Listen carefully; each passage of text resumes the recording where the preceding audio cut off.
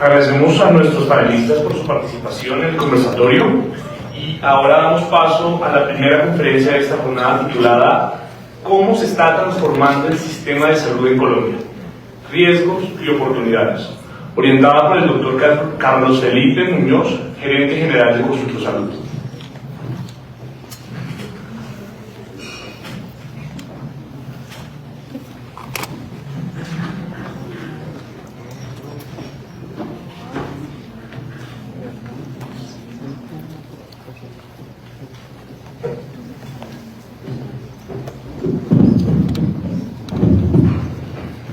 Muy buenos días. Les doy la más cordial bienvenida y presento un agradecimiento muy especial a CAIRE por la invitación, por habernos también elegido para acompañar esta reunión tan importante. Esta compañía ya tiene más de 30 años, por Dios, y todo lo que nos contaron inicialmente en el conversatorio. Vamos a hablar en estos 40 minutos que tengo de lo que está en pantalla, cómo se está transformando el sistema de salud en Colombia. La idea es que se lleven todos ustedes una visión neutral que tiene nuestra compañía de consultoría sobre los cambios reglamentarios y quizá también una mínima mirada de la perspectiva legislativa que en las últimas 48 horas pues también ha tenido algo de ebullición. Un poco esta es la agenda pretendida, es ambiciosa, yo sé que es una conferencia nueva, obviamente cada vez que habla Consultor Salud, alguien del equipo de Consultor Salud en Colombia, tratamos de traer temas, digamos, revisados exhaustivamente. Yo soy Carlos Felipe Muñoz, soy el CEO y fundador, soy médico, como seguramente muchos de ustedes. Muchas gracias también por haber aceptado la invitación a esta reunión. Nosotros tenemos una actividad básica como en estas áreas de trabajo. Somos un medio de comunicación especializado, tenemos una organización de eventos en todo el país y fuera del país, tenemos una marca que se encarga de la educación sanitaria y de la asistencia técnica. Estamos impactando estos países que están ahí en pantalla en este momento. Estamos creciendo mucho en México, mucho en Perú, por supuesto en Colombia también lo hacemos bastante bien, y pues trabajamos con casi todo el ecosistema sanitario del país, con casi todos los actores, un poco bichillas. Comencemos. Lo primero que quería transmitir en esta reunión es un poco de data. A mí me gusta mucho la data y seguramente a ustedes también. Y cuando uno la ve, se empieza a emocionar con estos temas. Lo primero es contarles, ese es como el electrocardiograma de nuestras personas atendidas en Colombia en el último quinquenio. Hago un breve análisis ahí, es que cada año nacen en Colombia 510.000 colombianitos, mueren 300.000, 310.000, o sea, tenemos una tasa de recambio positiva. Sin embargo, como lo están viendo aquí, estamos como una especie de personas atendidas. Eso nos debería hacer preguntar qué está pasando. Si lo quieren ver de otra manera, digamos, anualizado, se ve bastante mejor. Lo que estoy mencionando, este es el año prepandémico, y luego no pudimos recuperar como el ritmo asistencial que traíamos. Y luego me vengo con una data de algunos de ustedes. Sé que aquí hay súper especialistas en las áreas de neurología, en somnología, en reumatología, inmunología, etcétera. Sé que ustedes dominan muchos temas, porque esta institución prestadora pues aborda una especialidad creciente de temas. Aquí digamos que estamos hablando de las enfermedades del sistema osteomuscular y conectivo. También se ve como un año prepandémico muy importante, y luego no hemos sido hasta ahora por lo menos capaces de recuperarnos asistencialmente. Eso mismo puesto por años muestra más o menos la misma conducta del año 2019 bastante bien, y luego rebotamos máximo en el año 2021. El año 2022 se redujo, y este año 2023, que fue el año pasado, le falta un mes ahí de carga de data todavía para que quede claro que falta un mes de datos. No lo logramos. Aquí están los prestadores que más atienden los pacientes con enfermedades osteomusculares y el tejido conectivo en Colombia. Los médicos nos equivocamos aquí mucho en no definidos, es culpa de nosotros que no llenamos bien los RIPS. Eso va a cambiar rotundamente en este mes, porque los RIPS cambiaron y vamos a tener que reportarlos de manera completamente diferente, pero quería mostrarles un poco la numerología. Aquí está, y me paso ahora, esclerosis múltiple. Estos son los datos que tenemos CISPRO, son datos oficiales CISPRO hasta el año pasado, año 2023, en donde hay una escalera descendente increíble. Es evidente esa escalera descendente. Tendría varias explicaciones: barreras de acceso, quizá financiamiento, bueno, eliminación de algunos de los actores como EPS, y los pacientes se nos empiezan a confundir. Aquí están los prestadores que atienden los pacientes con esclerosis múltiple. Este es un corte al año 2022, porque como el año 2023 no está completo, les quería mostrar un poco quiénes son el top institucional y también de profesionales independientes que están a cargo de atender los pacientes con esclerosis. Aquí está el año siguiente, el año pasado, 2023, también como para ver el refrescamiento de quienes están respondiendo integralmente por estas cohortes de pacientes. Aquí me meto entonces ahora con el sistema nervioso. También se nota más o menos lo mismo. Sin embargo, en el sistema nervioso se hay un refundamiento asistencial en los últimos 2 años, casi lo mismo que prepandemia, incluso con algunas atenciones adicionales. Pero cuando ya lo vemos anualizado, por unos meses se veía muy bien, se nota más o menos el mismo comportamiento. Y estas son las IPS que atienden las personas con problemas del sistema y patologías del sistema nervioso. Piley Solís está ahí de primero en esa lista. Bien, habiendo presentado este paneo general, digamos, de epidemiología, quería iniciar con esto del modelo preventivo. Me parece que de las cosas importantes que están ocurriendo en el país en este momento. Entonces, claro, hay política pública que todos debemos dominar y sobre la que tenemos que estar enterados. Entonces, hace unos 14 días el presidente de la República hizo oficial algo que se denomina el inicio informal del modelo preventivo. Entonces, trataré de llevarlos en esta línea de operación que está ocurriendo en Colombia hoy para que todos quedemos bien entendidos. Entonces, el consultor salud considera que en este momento, por supuesto, estamos bajo la sombrilla del Sistema General de Seguridad Social en Salud, pero con las declaraciones del ministro y del presidente tendríamos 2 operaciones sectoriales. La primera operación es la operación tradicional, llamamos operación tradicional en las EPS que no están bajo el abrigo de la dominancia de la Superintendencia Nacional de Salud, que van a tener que cumplir con el modelo preventivo y que suman 32 millones de colombianos. El mapa más o menos se ve como está pintado aquí. Casi todo el país estaría cubierto por el modelo tradicional, digamos, lo que hemos venido conociendo históricamente, y aparecería algo que denominamos pues el sistema de operación preventiva, en donde aparecen las EPS lideradas por las 9 EPS, pero está Famisanar, Sabia Salud y ASMED, y cuando sumamos esa numerología para este inicio, este modelo preventivo, estamos hablando de casi 19 millones de colombianos. Pero trataremos de que vean los mapas un poco más, digamos, estructurados y separados. Aquí en el modelo preventivo del lado izquierdo queda la 9 EPS, por supuesto, que unos números muy altos que ustedes ya conocen. La 9 EPS tiene 10.9 millones de afiliados, y por acá estarían las ASMED, Sanar, Sabia y Famisanar, que tienen un poco más de 8 millones. Eso da los 18.9 millones de colombianos en donde se inicia esta, llamémoslo piloto de alguna manera, que me parece muy interesante, porque es disruptivo lo que está pasando, ¿no?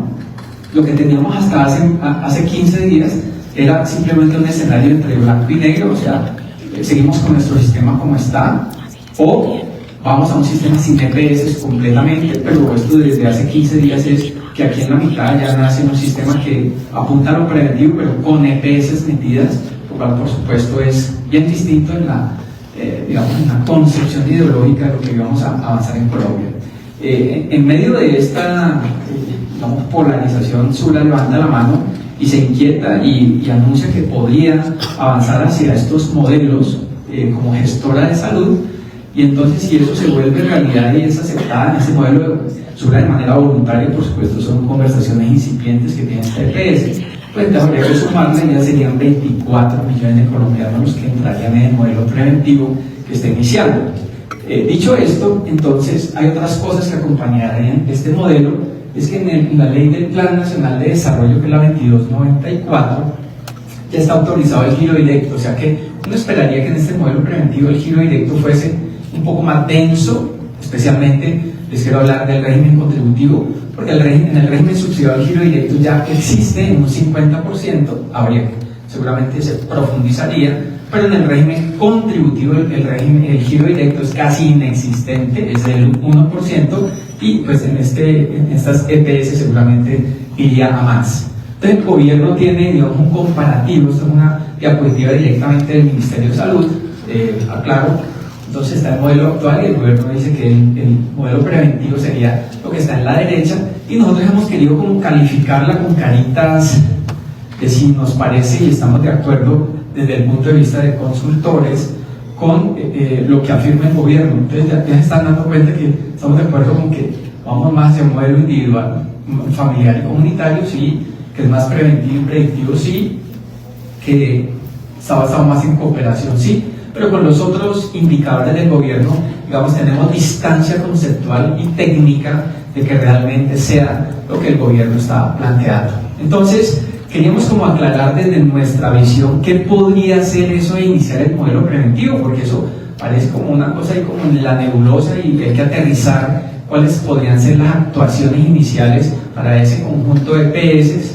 y esos 18 millones de colombianos, o 24 si está sumado. Entonces, por supuesto, giro directo, que ya lo mencioné, sumado a anticipos en los contratos, que también el presidente de la República dio a conocer en su alocución, lo cual arrastra inmediatamente la laboralización de talento humano en IPS que estarían interesadas en recibir anticipos. Nos parece también que habría un énfasis adicional en contratación con equipos territoriales de salud. Voy a hablar de eso más adelante. Seguramente habrá que conversar de homologaciones tarifarias si quieren que el modelo se comporte de manera homogénea. Habría que mirar eso con mucho cuidado, porque en Colombia no se pueden poner de acuerdo las EPS para tarifas. Eso fue una investigación que hace muchos años se hizo en Colombia y sancionaron algunas EPS por eso en Colombia, y si no se pueden poner de acuerdo, seguramente el gobierno lanzaría un manual tarifario que ya fue claramente anunciado en muchos lugares. Se transformarían las S en ICE, habría compras con énfasis en medicamentos genéricos, que también forman parte de la locución presidencial. Habría un piloto de distribución seguramente usando droga a la rebaja, y aceleraríamos el modelo de CIFA. Entonces, luego de estas, digamos, impresiones iniciales de por dónde podríamos caminar, el gobierno se adhiere a la OPS, como lo están viendo aquí, sobre lo que podría ser el nuevo modelo de gestión. A mí me gusta mucho esa diapositiva. Claro, no es una diapositiva cosecha del ministerio, sino es que está haciendo una traducción de lo que la OPS y la OMS quieren. A mí me gusta el concepto de modelo de gestión como está hecho ahí. No tengo tiempo de profundizar, pero también quería decir o pensar, por lo menos desde acá, que no es el inicio del modelo preventivo. A nosotros nos parece que no es entonces intervenir más EPS.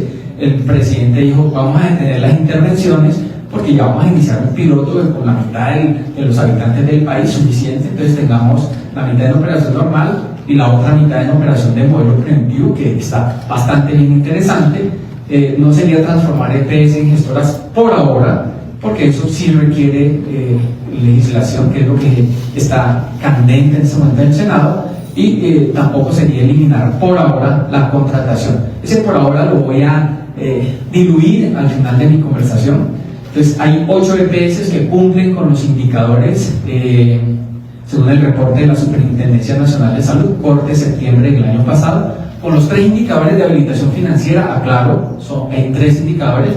Nosotros somos muy fieles a los datos de los organismos de inspección, vigilancia y control. Mucho ruido en redes sociales. Estas son las 8 que cumplen estrictamente con las 3.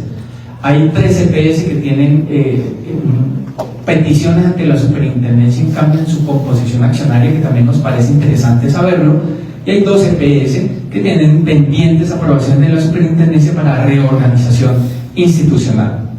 Dicho eso, también queríamos hacerles a ustedes un paneo de catálogos financieros. En Consultor Salud nos gustan mucho los catálogos financieros, Y pues aquí traemos un resumen solamente para que se fijen en la parte inferior de la diapositiva de la siniestralidad de las EPS. Aquí está la siniestralidad de la nueva EPS, que está en 96.5. Aquí está Salud Total, que está en 95.18. Aquí está Sanitas EPS, que está en 96.66. Noten que el corte es junio, catálogo oficial, Superintendencia Nacional de Salud. Aquí está Sura EPS, 98.9. Aquí está CoSalud, 96.3. Mutual Ser, 99.7. Y Emsanar, que es una de las que está intervenida por la Superintendencia, 97.3. Bien, ese flash que acabo de poner ahí nos dice algo contundente, ¿no? O sea, ¿están siniestradas nuestras EPS? La respuesta claramente sí. Eso es un indicador indirecto de insuficiencia de recursos, sí, es evidente. Estamos hablando del año pasado todavía, ahora vamos a revisar un poco más cómo les está yendo o cómo les irá este año. Hay algunas EPS que van a recibir inyecciones de capital, sí, aquí está la primera.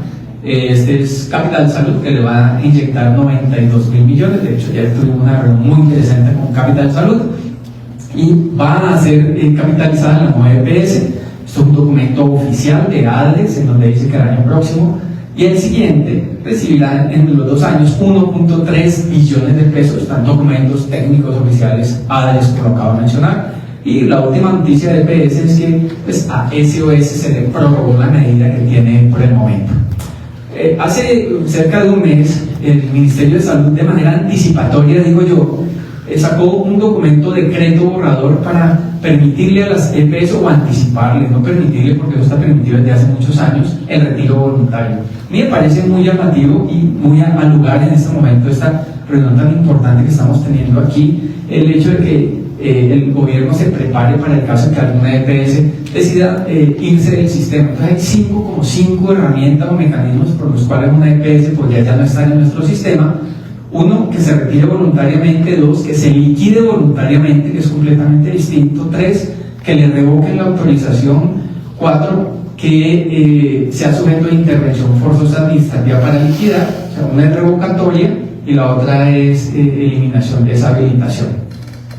Bien, dicho esto, entonces este mismo decreto borrador habla de que Colombia es un país de regiones en salud. Eso se dijo en el año 2022, lo decíamos por allá en agosto en Consultor Salud, y las EPS que pueden recibir los afiliados en el caso de que se vayan alguna EPS por los 5 motivos que mencioné anteriormente, pues deben estar habilitadas con capital pago en ambos regímenes, lo cual solo ocurre en estas 3 EPS.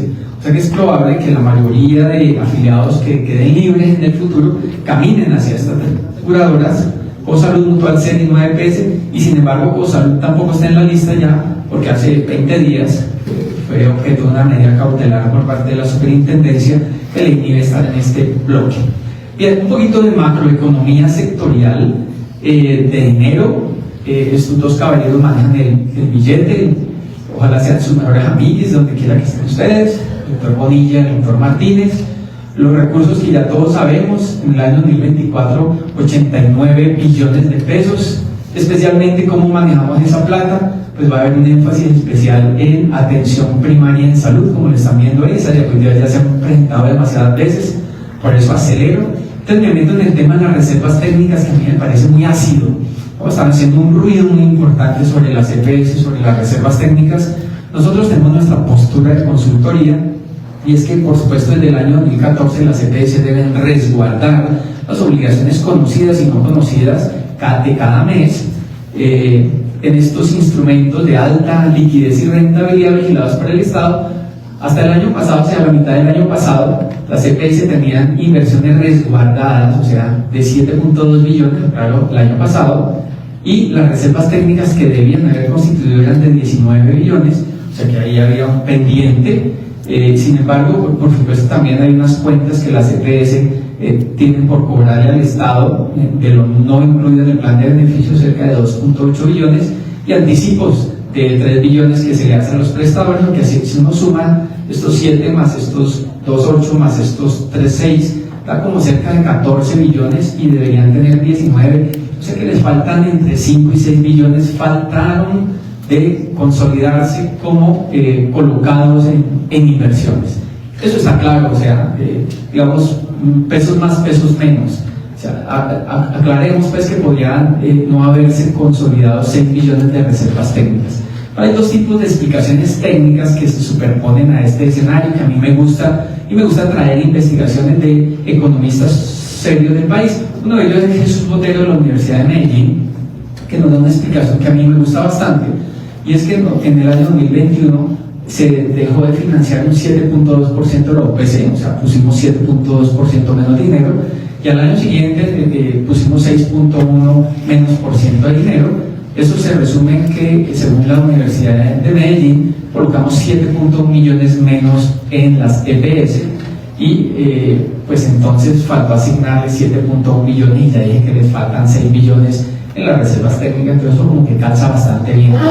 La segunda explicación nos la da ANIF, y ANIF es un poco más ácido en la respuesta, y dice que desfinanciamos a las EPS un poco más, hasta 10 billones de pesos, y nos presenta un par de diapositivas con la metodología de fuentes y usos, y dice que las brechas son esos porcentajes que están en azul en el lado derecho, y por la metodología de componentes de gasto nos da otros porcentajes de brecha, pero el resumen, además de que se desfinancia la UPC, coincidentemente con lo que acaba de mencionar la Universidad de Medellín, dice que desfinanciamos los presupuestos máximos. Lo azul es la plata que se coloca, los rombitos rojos lo que debimos haber colocado. El resumen de ANIF es entonces que dejamos de colocar 10 billones de pesos, y dijimos que a las reservas técnicas le faltaban 6 billones, aunque si este fuera el escenario real, las EPS tendrían un excedente de 4 billones y haríamos una fiesta chévere y me invitarían a mí a la fiesta. Pero no es así, ¿no? O sea, no se colocó esa plata. La Corte Constitucional, digamos, en los últimos días, también anunció que por favor le pagaran una plata, esa plata pendiente que llamamos no POS o no UPC, y sin embargo aquí vuelve a calentarse el ambiente polarizante, porque la ADE dice que debe no los 3.8 billones que mostré antes, sino solo 200.000 millones. Entonces aquí, digamos, se surte otra inquietud muy dura, y el gobierno se blinda porque en el Plan Nacional de Desarrollo dijo que lo que debiera por no UPC sería causado como deuda pública y se pagaría por ese concepto. Bien, avanzando porque me quedan, tengo buenos minutos aquí. Está muy chévere. Entonces, aspectos que deberíamos cuidar todos. Estoy hablando todavía de macroeconomía sanitaria. Entonces, lo primero es que en la UPC, nosotros en Consultor Salud rescatamos 9 ítems. El ítem número 1 es que por primera vez se calcula, tenemos temas, me vuelven a cambiar los números de la presentación. Bueno, el cálculo de la UPC se hizo sobre solo 5 EPS de las 29, si contamos las indígenas que tiene el país, lo cual me parece, por supuesto, lo más antitécnico que he visto como consultor en los últimos años. El estudio dijo que debíamos aumentar la UPC un 6.7, lo cual ni siquiera compensaría la inflación del año, lo cual también resulta antitécnico. Al final, la UPC se sube en 9.7, pero la inflación del sector salud, que es la que todos ustedes deben dominar, es de 9.5. 9.5 inflación sectorial, 9.7 la subida de UPC. Es decir, que la UPC marginalmente crece un 0.2% y adicionan un 2.28% porque el plan de beneficios crece, pero esto es para lo nuevo que hay. Digamos que como complemento, por primera vez se suprime la asignación del 4% o el 2%, que era una prima adicional por riesgo consolidado por concentración de riesgo en personas de más de 50 años. Eso pasaba en las 9 EPS, eso pasaba en Sanitas, eso pasaba en Confenal Oval, etc. Y aquí hay dos temas ácidos que tocaré un poco más adelante. Bien, para que tengamos en cuenta como criterios densos de estos cambios de estos primeros 2 meses, entonces el plan de beneficios en salud tuvo una migración masiva desde presupuestos máximos, es decir, que creció, especialmente expensas de tecnologías de alto costo, y ya tenemos el 97% de los CUM y de los CURS incluidos, y los APME, los alimentos de propósito médico especial, los más costosos, que son los hospitalarios, también migraron a la UPC. Se eliminaron 33 notas que excluían 69 procedimientos, y hubo crecimiento en laboratorios. Es decir, que nuestro plan de beneficio, quítense los sombreros que tengan, como colombianos de a pie que somos todos, fantástico, el plan fue crecido de una manera impresionante, pero la UPC no creció lo que esperábamos que creciera, que es lo que ha pasado siempre. O sea, tenemos un gigantesco derecho que tiene para apadrinarlo económicamente en muy poco dinero. Hace nos deleitó con esta increíble diapositiva que yo copio aquí para ustedes, porque 17 de las tecnologías que pasaron al plan de beneficios de salud, especialmente los antioncológicos, por ejemplo el abemaciclib, en cuanto a frecuencias de uso, pasó en el año 2021 de 7.000 a 103.000 a 293.000, solo una molécula. Hay 17 de estas moléculas oncológicas que migraron a la unidad de pago por capitación. Es decir, que debemos ser muy conscientes que el cálculo que hizo el Ministerio de Salud con relación a las frecuencias de uso estuvo bien hecho, porque si no el golpe que van a recibir, lo que ya recibieron las EPS, es absolutamente monumental. Y hay un cataclismo ahí, o sea, viene un terremoto tecnológico en Colombia impresionante, que es bueno, es buenísimo. Hay personas que no se han enterado de todos los cambios tecnológicos que están adelantándose. Entonces tenemos un CIFA, que voy a hablar más adelante, cambiaron los RIPs, cambió la factura electrónicamente de salud, ahora hay un código único de validación, se actualizaron todos los canales de relacionamiento de las EPS con los prestadores, ya se prohibieron las auditorías previas, no hay glosas globales, hay nuevos indicadores en los acuerdos de voluntades, el CRUE empezó a participar del sistema de referencia y contrarreferencia. Es decir, si me preguntaran, estuviéramos aquí todo el día para hablar como habla Consultor Salud todo un día, les mostraría que estamos ya caminando un nuevo sistema de salud que está reglamentado, no legislativo, sino en reglamentación. Entonces, dentro de esos cambios, pues hay las grandes esferas, los grandes tomadores de decisiones también cambian. Entonces aquí está, por ejemplo, el presidente Keralty, que tenía más de un año que renunció, diría lo mismo de Sura por aquello del cambio digamos, de su estructura empresarial con los Gilinski y todo eso, que todo Colombia sabe. Entonces, además porque el presidente también cumplió la edad de retiro forzoso, entonces Sura y Santas cambiaron sus presidencias. Aquí está el doctor Rossi, que es el nuevo director del INVIMA, acá está el director Cadena, presidente de la nueva EPS, y por acá está el doctor Leal, que es el nuevo superintendente nacional de salud. O sea, cabezas todas nuevas. O sea, hay un nuevo direccionamiento para el sistema de salud, no solo en el ministerio, sino en estas esferas que son público-privadas. Puedo hablarles en este momento de algo que a mí me parece, seguramente está empezando a hacer ruido, pero yo creo que las personas apenas están empezando a consumir esta información. Yo se las traigo como algo de las cosas más importantes que ocurrieron en las últimas 36 horas. Entonces voy a hablarles de los equipos básicos de salud que forman parte del equipamiento nuevo de los modelos preventivos. Aquí voy a hablar de cómo se van a financiar los equipos básicos de salud y algunas de sus condiciones. Voy a ser muy breve, me disculpo que no aborde toda la norma, sino que me vaya solo a los tópicos que considero que este auditorio selecto debe conocer. Entonces aquí estamos hablando de los antecedentes de la norma, que está en borrador todavía, claro, la norma, que es una norma muy interesante. Habla de la sostenibilidad financiera y dice que basado en el Plan Nacional de Desarrollo debemos crear incentivos sobre dos ítems: prevención y resultados. Los incentivos de futuro serán sobre prevención y resultados. Me gusta el tema de resultados y prevención. Sí, teníamos antes otras lógicas para avanzar sobre incentivos. Y este número 1 lo traje porque quiero explicar algo que no es de mi cosecha. Quisiera que hubiera sido mi cosecha, pero no. De hecho está en el estudio que hizo la Universidad de Medellín, que les recomiendo que lo lean completo. Y es que lo que dice el gobierno, esto es lo que dice el gobierno, es que se está haciendo una revisión del gasto en salud, promoviendo una asignación de recursos más eficiente. Ojo con lo que está dicho ahí, eso es estructural para lo que estamos haciendo.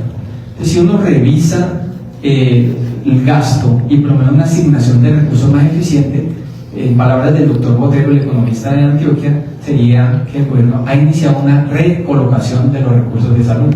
Recolocación, sencillo.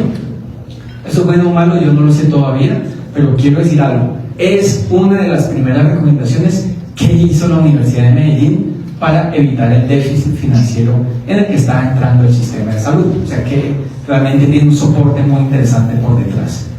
El incremento del UPC lo toca me metí en el tema de equipos básicos, por favor, el chip está ahora ahí. La resolución 2364, que es la de la UPC, dice que se debe destinar el 5% de la UPC para la contratación de estos servicios con equipos básicos de salud, lo cual a mi leal se vaya a entender un poco la fractura del concepto de unidad de pago por capitación. La unidad es unidad, pero aquí se fracturó. Voy a ser un poco más denso ahora con esto, para que aquí hay una de las claves más importantes del futuro. Otra resolución de este gobierno es la del plan de beneficios, que dice también en algún artículo, que es el 10º, que se debe destinar dinero de la UPC para los equipos básicos, y nos hace un paneo la resolución sobre cómo está digamos, la distribución de las empresas sociales del Estado en un escenario que se llama el monopolio. Monopolio es cuando una ES es única prestadora en un municipio de Colombia, y digamos es una de las principales radiografías de inequidad que tenemos hoy en el país.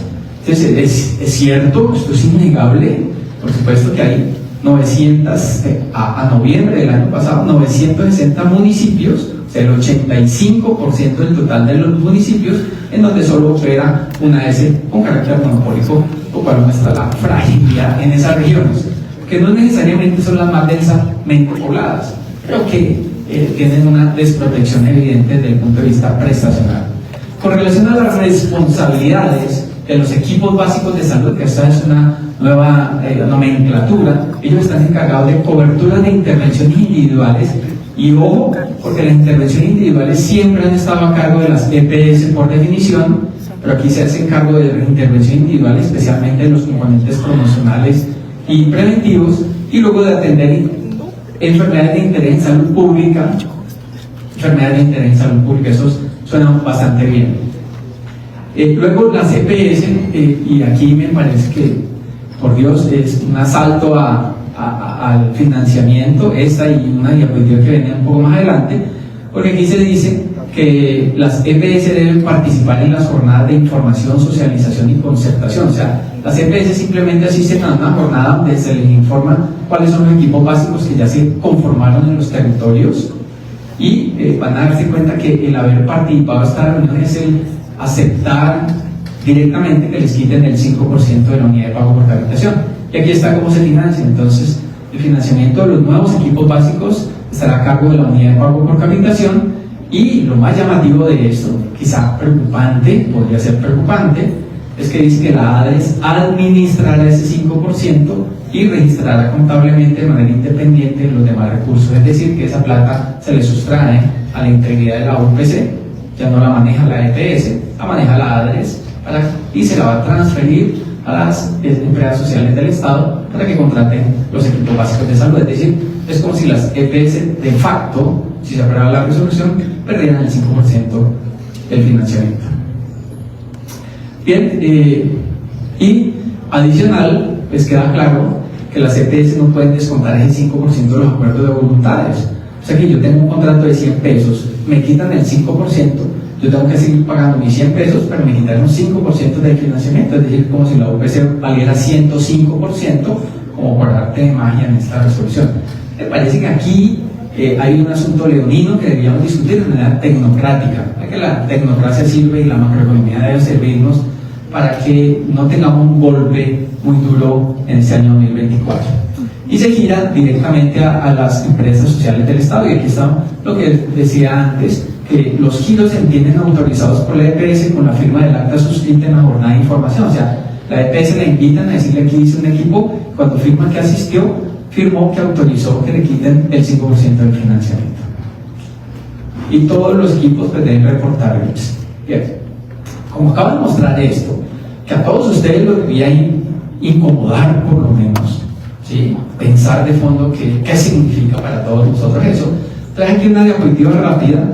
Creo que eso me congeló en 12 minutos. Por mí está bien el libro, que voy a hablar como hasta las 6 de la tarde. Y yo, ya está funcionando, acá está congelado, qué susto, se me acaba el tiempo, doctor Licida, ayúdenme.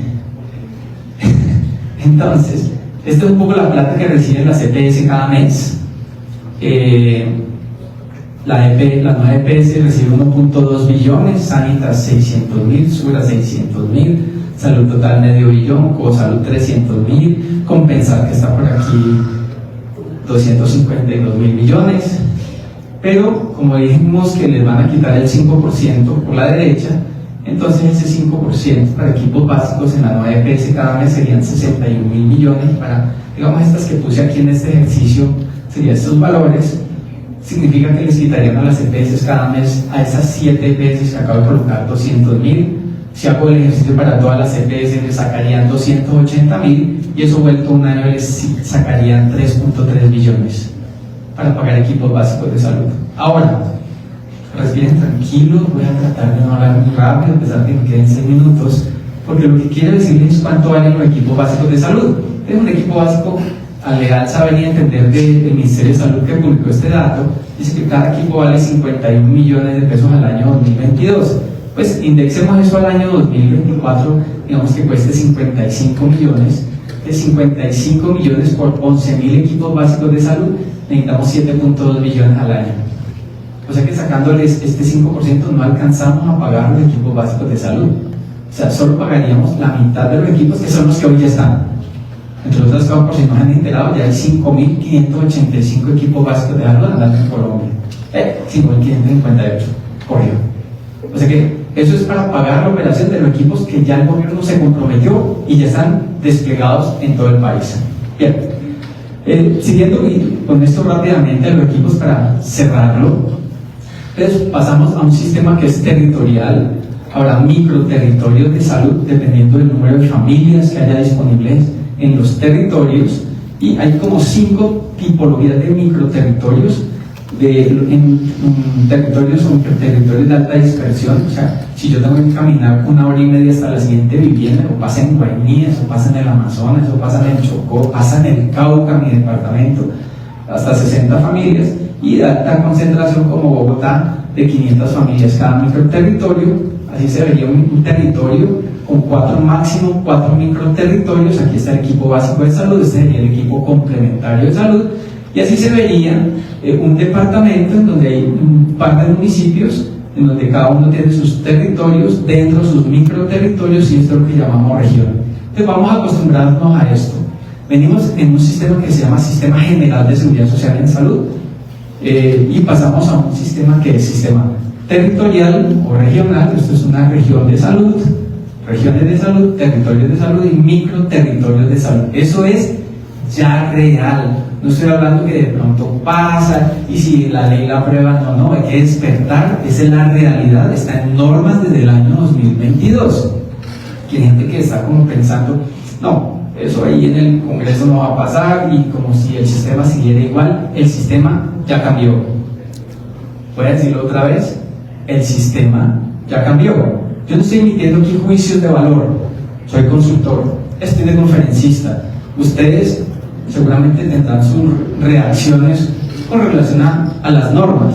Bien, entonces después de que ya mostré que somos un sistema de regiones y de territorios, pues hay una tipología de estos equipos. Hay 2 tipos de equipos: los equipos básicos, que ya mencioné, esta es su composición, y hay equipos, esto es bien interesante, no quiero ir de este lado de la diapositiva, estoy hablando de una norma del año 2022, y miren cómo pensaba el gobierno en el año 2022, que los equipos se iban a financiar de SGP, y 1 año y medio después, los financiaron de UPC. Es un concepto distinto, ¿no? O sea, no lean normas por leerlas, nos cambian la vida sectorial, y al final los resultados de todos. Esta parte del robo está espectacular, me encanta. Bueno, y el equipo complementario, que es ese, es gerontólogos, odontólogos, nutricionistas, terapistas, técnicos ambientales, vacunadores, anotadores, etc. Y el PIC ya cambió, ya no hacemos PIC, Plan de Intervenciones Colectivas, no tenemos Plan Integral de Cuidado Primario, y estos son los criterios de priorización de los microterritorios. Esto para los que prestan servicios super especializados está muy bueno. Ya ven ustedes, se acabó. Esto ya les mostré los costos de los equipos básicos de salud. ¿Quién contrata los equipos? Los contratan las empresas sociales del Estado, y el gobierno espera tener 11.000 equipos, pero por ahora están financiados, quitándole el 5% de la OPC, la mitad, que son los que ya están en operación. Me meto brevemente a CIFA. Quiero decirles que para mí es quizá el cambio más estructural que va a tener el sistema desde el punto de vista de plataformas tecnológicas. Yo lo hablé mucho en el año 2019, pero nos cayó la pandemia y no olvidó esto, que la ley 1966, que es la ley de anticorrupción de nuestro sistema de salud, exigió un portal electrónico. Todos ustedes y yo estamos obligados a cumplir cifra, incluyendo los de los planes voluntarios de salud, y básicamente ahí, que es una plataforma integradora, mezclaremos la información administrativa, financiera, asistencial, que es lo que tanta falta nos está haciendo, porque no tenemos ni idea qué pasa en el sistema de salud. La superintendencia tiene el control del dinero y el ministerio tiene el control de las actividades clínicas, y los dos no se hablan. Yo no sé cuánto vale un paciente diabético en Colombia, cuánto vale un paciente con esclerosis múltiple, o cuánto vale un paciente con una epilepsia intratable. No sabemos, nadie en este país lo sabe. Hay datos de cada IPS y cada IPS tiene un dato, pero dato país nadie lo tiene. CIFA resuelve eso, es el intercambiador comercial, ¿sí? Y accederá directamente a la factura electrónica. Y aquí están los 3 datos que contiene CIFA, y la buena noticia, digamos, para ustedes, para todos, es que esta es progresivo. O sea, no hay que montarse ya en CIFA, sino que hay que trabajarlo progresivamente. Voy a terminar con esto para darle paso a toda la agenda, esta espectacular la agenda que han programado aquí en CAIRE. Entonces voy a hablar de el sistema de información desde el punto de vista de facturación. Con esto termino. Entonces, voy a explicar esta diapositiva porque es lo que nos va a pasar en 25 días, que todos debemos cumplir: facturación electrónica, nuevos RIPs, código único de validación, envío para auditorías, glosas, devoluciones y pago si llega el pago. Entonces, aquí lo que pasa en este primer bloque es, está el prestador de servicios de salud, aquí está la DIAN en este segundo bloque, aquí está el Ministerio de Salud en este bloque, y aquí está el pagador de los servicios de salud. Entonces, ustedes todos prestan servicios de salud, y lo primero que hacen es que envían la factura electrónica de venta a la DIAN, y la DIAN le pone un chulo que estuvo bien. La DIAN no valida cuánto vale y qué contrato tiene, no solo que la factura esté bien hecha. Cuando le dan visto bueno la DIAN, llega y usted le suma a la factura los RIPs, y con esos RIPs va a un validador electrónico que creó el Ministerio de Salud, y si todo está bien, RIPs y factura, usted tiene un CUP, código único de validación, y ya con el CUP, la factura y los RIPs, usted le suma además los soportes de sus servicios, va a dar al pagador y el pagador le paga. Eso es totalmente nuevo y arranca el 1 de abril. Todos deben haber cambiado sus sistemas informáticos, y todos deben ser entendidos que en adelante, a partir del 1 de abril, 0 papel se transfiere entre un prestador y un pagador, 0 papel. Eso está fantástico, a mí me gustó mucho. Entonces, ustedes son facturadores electrónicos, y esto es lo que quería, no irme sin contarles esto, porque aquí hay súper especialistas, hay neurólogos, hay somnólogos, hay reumatólogos, y seguramente tienen su consultorio particular. Entonces hay una cosa que cambió, que está en la norma, y es que los profesionales independientes, cuando facturaban menos de 148 millones, o sea 3.500 UET, estaban exceptuados de la facturación electrónica de venta de salud. Pero eso cambió, y ahora es sin excepción todo profesional independiente que tenga un relacionamiento contractual con un pagador, con una EPS, una EDL o regímenes o planes voluntarios, está obligado a facturar, y los prestadores que no tengan relacionamiento con estos pagadores, es decir, el profesional que ejerce exclusivamente medicina particular, entonces puede enviar los RIPs sin factura electrónica de venta en salud. Él debe usar una factura que es la comercial. Hay factura electrónica de venta en salud que va con RIPs, pero si yo actúo en el campo estrictamente privado, hago factura electrónica de venta comercial, pero sí tengo la obligación de adjuntar RIPs. Y eso quedó escrito pues en esta resolución fantástica que ya no voy a poder explicarles porque mi tiempo se agotó. Quiero entonces despedirme con lo siguiente. Me parece importante que volvamos a revisar todo el entorno reglamentario que está tan cambiante, para que nos empecemos a adaptar a ello, y mientras tanto sigamos haciendo aportes al cambio legislativo. El cambio legislativo sigue siendo interesante y muy importante. Antes de ayer y ayer surgió el documento de de debate en el Congreso de la República. Tiene 664 páginas. Léanlo, porque es nuestro futuro. Voy a contarles solo una perla de las cosas que están dichas ahí, porque no es el mismo documento con el que cerramos el debate en la Cámara. Este es otro documento. O sea, que diga, no, yo ya me lo leí, esperemos que lo debaten. Lea, porque es como si estuviéramos volviendo a iniciar el proceso de qué tipo de ley es la que vamos a aprobar. Uno de los artículos que cambió dice que en el futuro no se pueden registrar nuevos distribuidores de medicamentos en Colombia. Quedó prohibido, quedaría prohibido que haya nuevos distribuidores de medicamentos en Colombia y nos quedaríamos solo con los que hay, muy probablemente porque en el futuro la distribución de medicamentos la hará el gobierno colombiano, el Ministerio de Salud, utilizando la herramienta que ya sabemos que tiene, que es droga la rebaja. Pero como es tan denso y no, se acabó mi tiempo, solo dejo la invitación cariñosa de que es obligación de nosotros que le ponemos el pecho a la brisa, ustedes y yo le ponemos el pecho a la brisa de este sistema, no hacer solo comentarios de pasillo. Creo que es el momento de participar para que ese proyecto salga lo mejor posible o no salga. Yo no sé qué vaya a pasar, pero lo que no creo que debamos hacer es mantenernos pasivos, inertes y no consumir esta información y no tratar de transformarla para el bienestar de nosotros y de las futuras generaciones. Muchas gracias, Felipe.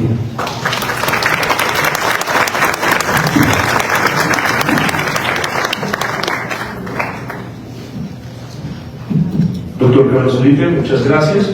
Iniciamos ahora la sesión de preguntas por parte del público. Si alguien tiene alguna pregunta, podemos compartirle el micrófono, por favor. Gracias.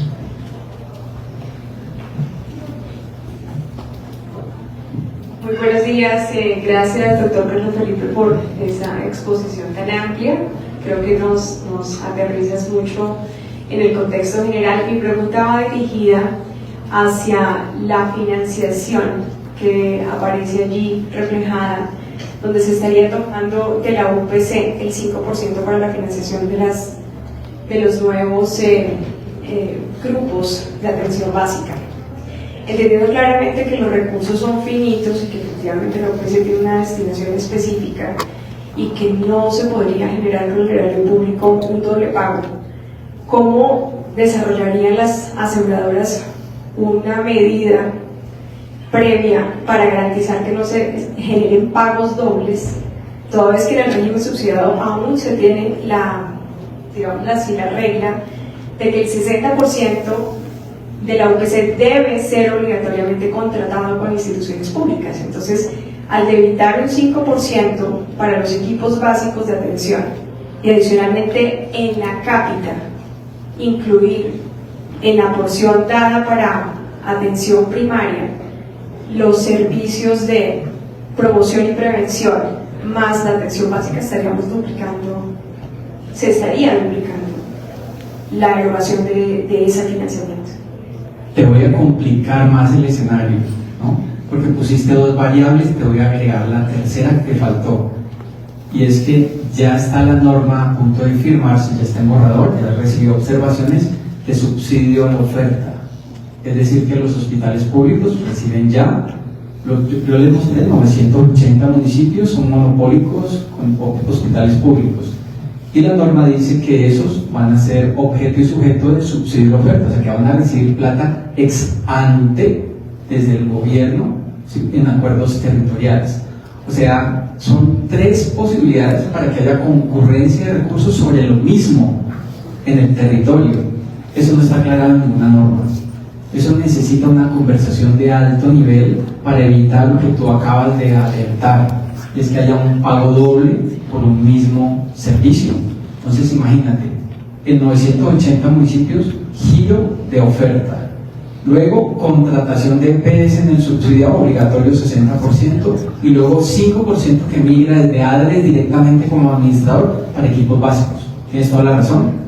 No tengo la respuesta, pero está el doctor Serra que está calentando motores y nos va a iluminar en la mañana desde compensar con todo lo que ellos deben haber analizado, mucho más que lo que hace Consultor Salud, pero Gracias, la pregunta estuvo muy interesante y también nos inquieta a nosotros. Gracias.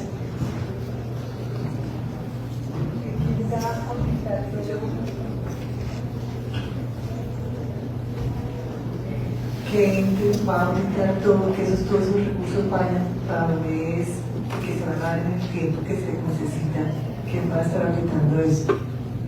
Tendría dos momentos para la respuesta. Si es hoy, son las EPS.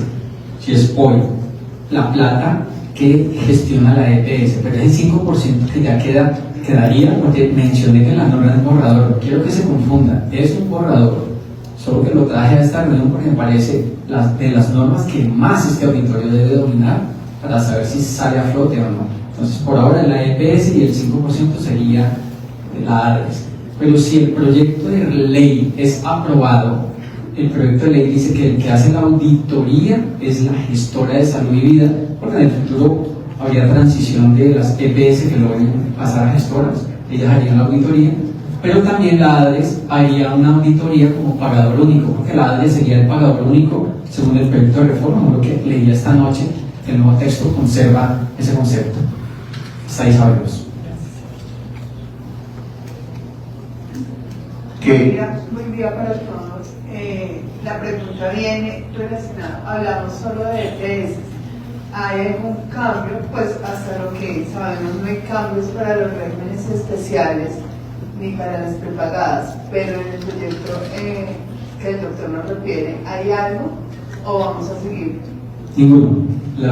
Los regímenes de excepción se mantienen de excepción, las medicinas prepagadas se mantienen las medicinas prepagadas y lo que se eliminaría son los planes complementarios, que son los que están interdependiendo del aseguramiento de las EPS. Esos terminarían. Bueno, agradecemos al doctor Carlos Felipe Muñoz por su importante intervención y por acompañarnos en nuestro simposio. Hola, yo tenía micrófono.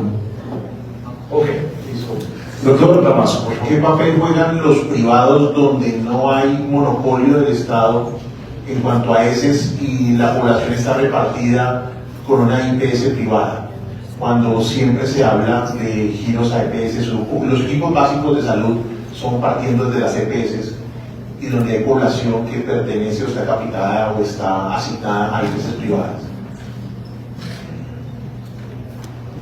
En el proyecto de ley, voy a hablar del proyecto de ley, del texto como quedó, que lo pude revisar, menciona que la contratación de servicios en el futuro será una contratación de adscripción a la red. O sea, está hablando del futuro del proyecto de ley, no reglamento. Entonces, en el futuro no habría contratación entre un pagador y un prestador. Habría simplemente prestación y contra esa prestación un despliegue de procesos de auditoría y luego pago. Es decir, que lo que conocemos hoy, o sea, los 23.000 contratos que están suscritos el año pasado entre EPS y prestadores, si la ley pasa, todo eso terminaría, porque simplemente el modelo preventivo, o sea, la parte de atención básica, no factura, porque todo ese modelo está por subsidio de oferta, el modelo preventivo va por subsidio de oferta, y los prestadores de mediana y alta complejidad deberían adscribirse a la red, y eso pues el ministerio sería el que define si aprueba o no que una IPS esté adscrita a la red, y luego el CLUE, que es el que maneja la referencia y la contrarreferencia, sería el que decide si a su institución le llega un volumen alto o bajo de pacientes. Así está diseñado en el futuro el sistema prestacional en Colombia, o sea que es completamente diferente a lo que hoy conocemos. Gracias por preguntar, muy amable.